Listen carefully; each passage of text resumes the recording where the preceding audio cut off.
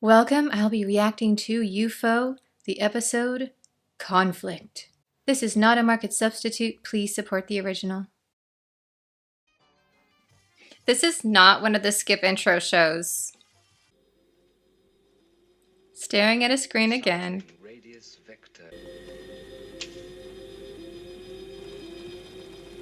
I think those are the Space 1999 clipboards. Very similar.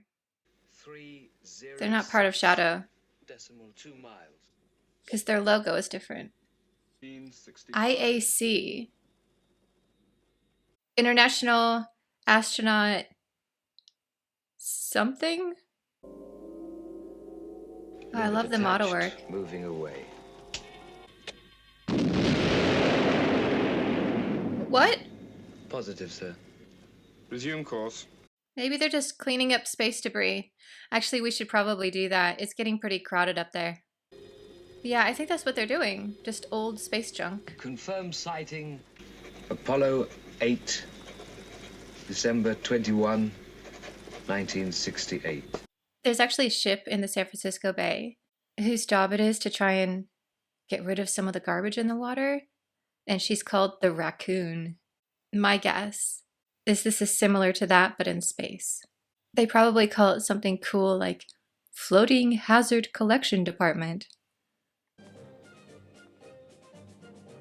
He's always so dapper. International Astrophysical Commission. Okay. So let's get down to the infighting. You have been a thorn in my side for years, Straker. Consistently excessive demands for the diversion of resources to your organization. Now you're saying a total clearance program. I'll fight you on this issue every inch of the way. I know you're tired of me saying this is like Stargate. I'm sorry. But it kind of is. And here we have kind of like the NID versus Stargate Command. Remember how there was always departmental infighting on the show? Nothing but a power-hungry hypocrite. The only currency in this town is power. I love it with secret organization infighting. It's just the best genre. This is going to be good. It's a beautification campaign. I won't deny you could use it. Oh, space junk. Ooh, burn. Straker wants it all cleared. Anything with hazard potential? I knew it. They are the Raccoon. My pilots take more risks with that junk in 1 month than My men do in a year. Ooh, Straker, not the best way to handle it. No, we need facts, Straker. I'm not going to swap dollar signs with you, Henderson. Men's lives are at stake. That did not go well. Well, give me 24 hours. It can't make any difference to you, but it could make a heck of a difference to the report. I want that report, Alec. I don't care what shape it's in. Just I want get that it back report, not excuses. He really does like everything done really fast. Now these are shadow astronauts. It looks like a koi, doesn't it? Like the mouth and the eyes. Little space fish. Oh no.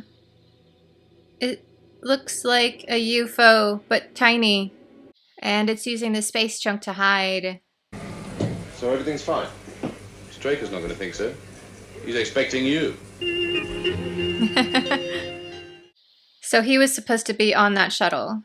So now I think the shuttle's going to be destroyed because Alec is safely on Moonbase. Is it boarding? Uh-oh.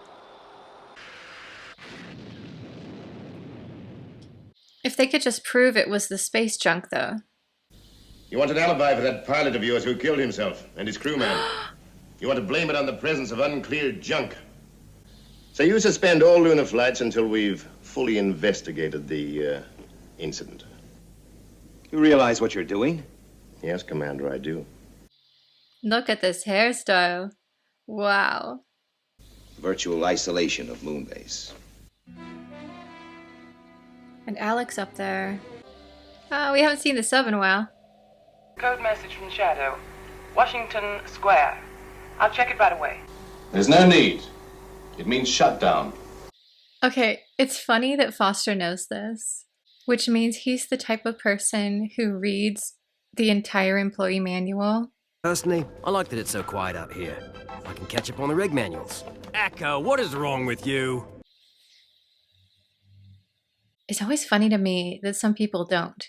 Like they get handed this thick, document and they're just like, oh, okay.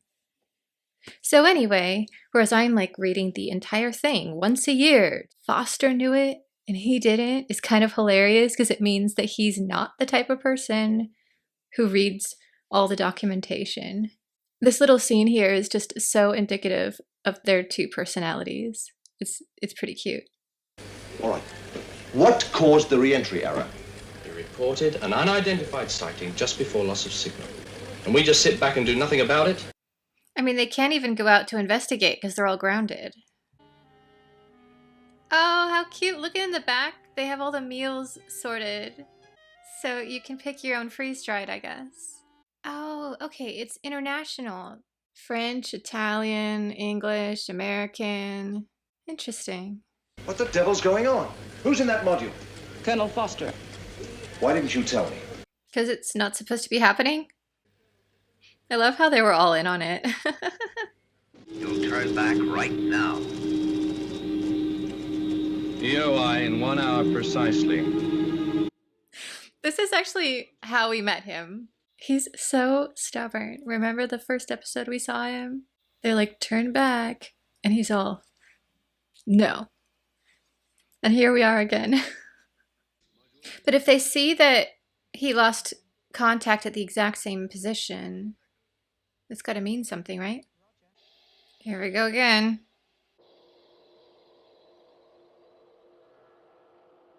All right, you have control again. Get out of there. Oh. But don't let my delight at your survival blind you to the fact that we have a few matters to discuss. What a line.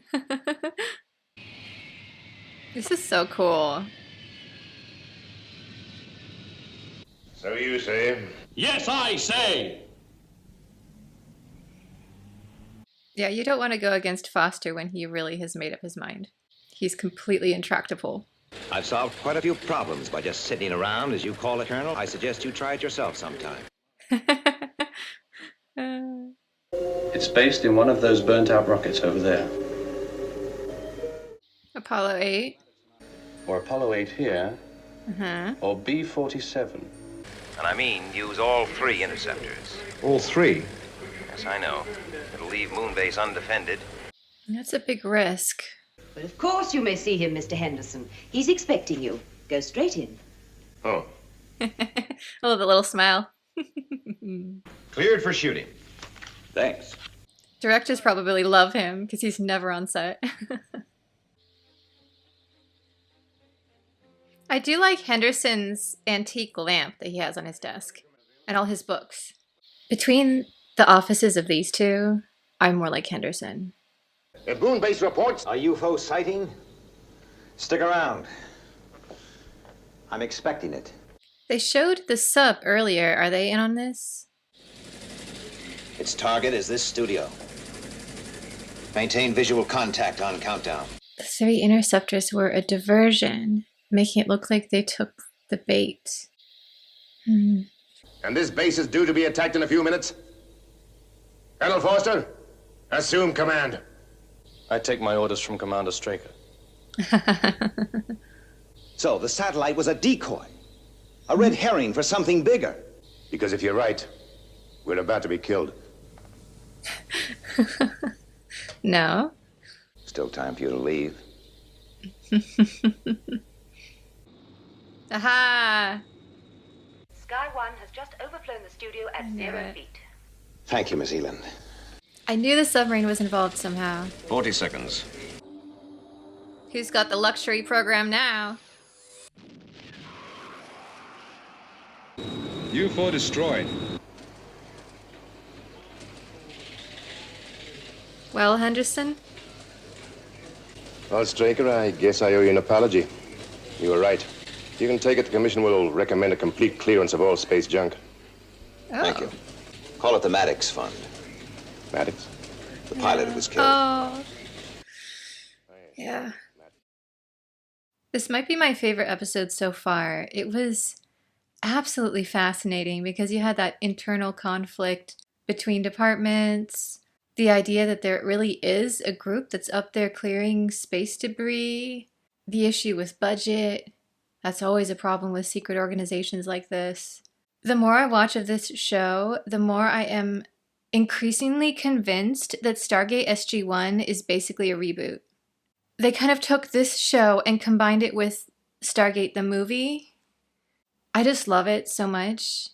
And that whole plan that Straker had going, realizing that the UFOs wouldn't do something that obvious, that it's all a decoy, and he got the submarine involved, and he didn't tell anyone. He's a really interesting character because if you worked for him as a boss, it would be a little bit annoying because he's very demanding, he expects the best, he does not explain himself. For example, here he ordered the interceptors to go off and destroy that space debris, leaving Moonbase completely open. It looked like a ridiculous plan. So if you worked for him, you'd be like, what? I think he even assumed Foster would disobey orders, because when he shut everything down, he was like, I'm not doing anything. But he had that little glint in his eye, and I was like, you're up to something. And we all know Foster tends to be rash, and he does not care about orders if he thinks he's right. So I think Straker knew he would run off and do that. He was counting on it as part of his plan. Because all of 0 audience members were surprised when Foster was like, no, I'm not turning back. And I really like how human he is though too, because at the end, when he and Henderson had that conversation, and Henderson was like, fine, you're right, it will take some time, but we'll get it done. And Straker just had to have that last little jab in. I have the feeling that's not the last we'll see of this conflict. And finally, the model work was absolutely incredible. It was so neat how the coy-looking ships would plunge into the atmosphere, and then at the end with the 2 other ships docking. It was just so cool.